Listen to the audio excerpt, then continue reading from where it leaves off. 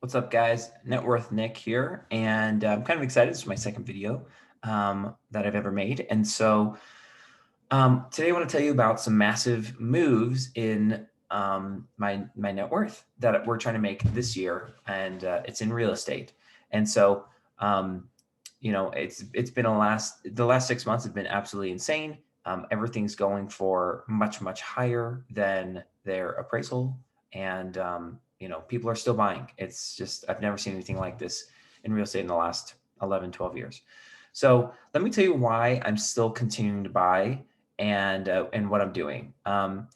First off, let me tell you, we typically have a mold that we follow, a pattern, a process, whatever you want to call it, when we purchase in Utah, and just purchase in general. And here in Utah, we've been always buying properties that have a mother-in-law apartment, kind of doing that house hack style that we often hear about on Bigger Pockets and whatnot. And so we've basically been doing that the last 10 years.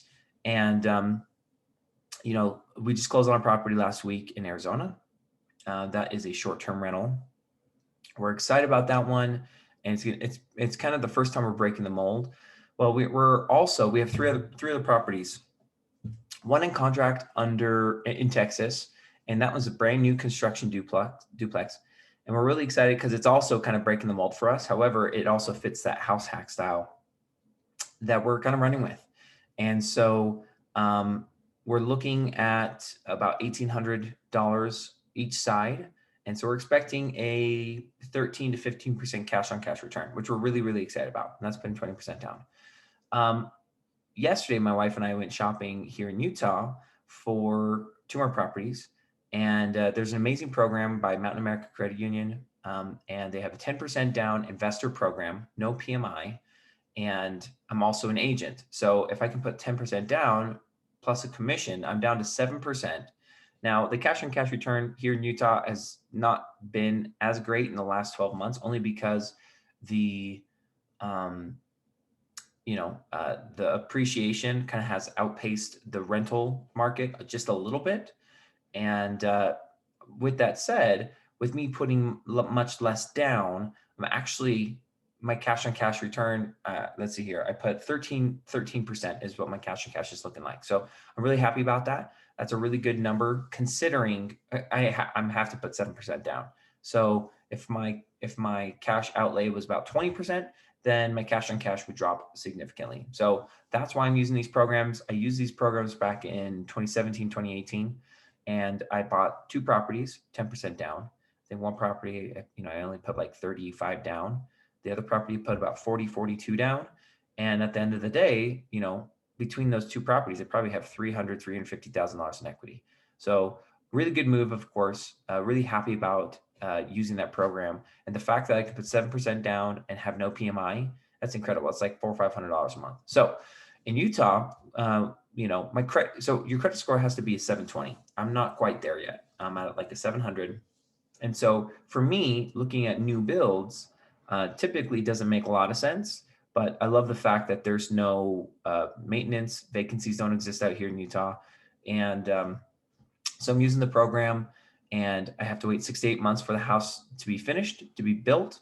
They're side by side right next to each other, single family houses with mother-in-laws built into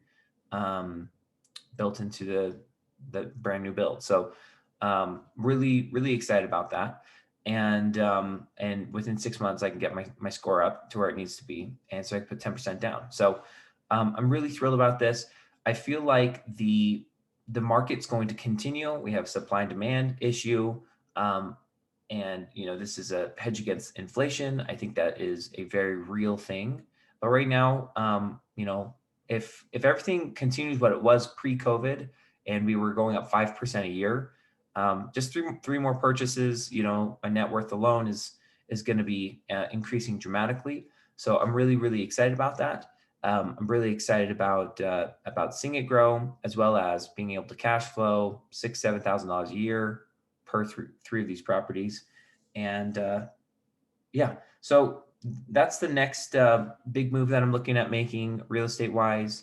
I'll obviously put it here on the channel and talk a little bit more about it. And, as I kind of show my screen here a little bit, I have my equity tracker. This is the new house that we just purchased. Here are the previous homes that we have.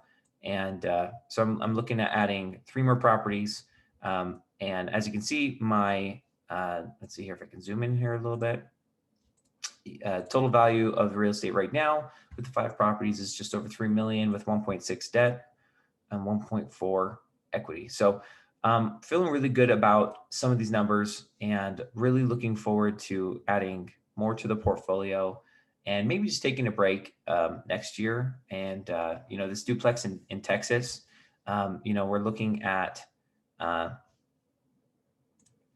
this duplex in Texas, if the builder can keep building them and the pricing doesn't go up too much, but the rent rate's really, really good, I might continue to, as soon as he builds a new property, get it under contract, maybe do one of those a year. But really, I'm kind of, usually I don't feel a lot of urgency with an investment, but right now with real estate, it's really insane. So, I want to kind of get ahead of where things are going. I do believe that real estate is going to become unattainable cost wise, and it's not going to be very affordable for next generations. So, for me, the idea of locking down a price for 30 years seems incredible. And so that's what I'm doing. And if you found this valuable, let me know. This is a new channel and would love some feedback and support. Thank you.